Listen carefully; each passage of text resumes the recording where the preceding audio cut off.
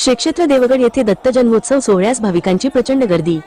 अहिल्यानगर जिल्ह्यातील नेवासा तालुक्यातील पवित्र प्रवरांच्या काठावर वसलेल्या श्री गुरुदेव दत्तपीठ श्री क्षेत्र देवगड येथे दत्त जन्मोत्सव सोहळ्यानिमित्त आज राज्यभरातून आलेल्या लाखो भाविकांनी दर्शन घेतले। पहाटेपासूनच मंदिर परिसरात भक्तांच्या रांगा लागल्या असून संपूर्ण देवगड परिसर भक्तिमय वातावरणाने नटून गेला। भाविकांची वाढती गर्दी लक्षात घेऊन मंदिर प्रांगणात आणि समोरील भागात 2 मोठ्या LED वॉलची व्यवस्था करण्यात आली होती। यावरून दत्त जन्मोत्सवाच्या विधी, पूजार्चा आणि सोहळ्याचे थेट प्रक्षेपण दाखविण्यात आले। त्यामुळे मुख्य मंदिरापर्यंत पोहोचू न शकलेल्या भाविकांनाही सोहळ्याचे मनोभावे दर्शन घेता आले। यात्रेचे संपूर्ण नियोजन सुरळीत व्हावे यासाठी जिल्हा पोलीस अधीक्षक सोमनाथ घारगे यांनी कालच देवगड येथे भेट देत सुरक्षा व्यवस्थेचा आढावा घेतला। त्यांनी कनिष्ठ अधिकाऱ्यांना गर्दी नियंत्रण, वाहतूक व्यवस्थापन आणि आपत्कालीन व्यवस्था याबाबत स्पष्ट सूचना केल्या। त्यांच्या निर्देशानुसार नेवासा पोलीस ठाण्याचे निरीक्षक महेश पाटील यांच्या मार्गदर्शनाखाली मोठ्या प्रमाणात पोलीस बंदोबस्त तैनात करण्यात आला होता। देवगडकडे जाणाऱ्या प्रमुख रस्त्यांवर आज दिवसभर दुतर्फा वाहनांची मोठी गर्दी पाहायला मिळाली। पायी निघालेल्या यात्रेकरूंना सहाय्य करण्यासाठी स्वयंसेवकांनी पाणी, वैद्यकीय मदत आणि मार्गदर्शन सुविधा उपलब्ध करून दिल्या होत्या।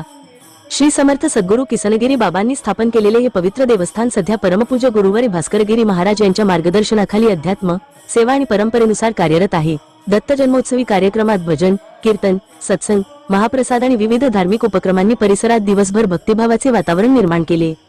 संपूर्ण व्यवस्थापन, पोलीस प्रशासन आणि स्वयंसेवक यांच्या संयुक्त प्रयत्नांमुळे दत्त जन्मोत्सव सोहळा अत्यंत सुरळीत आणि उत्साहपूर्ण पद्धतीने पार पडला।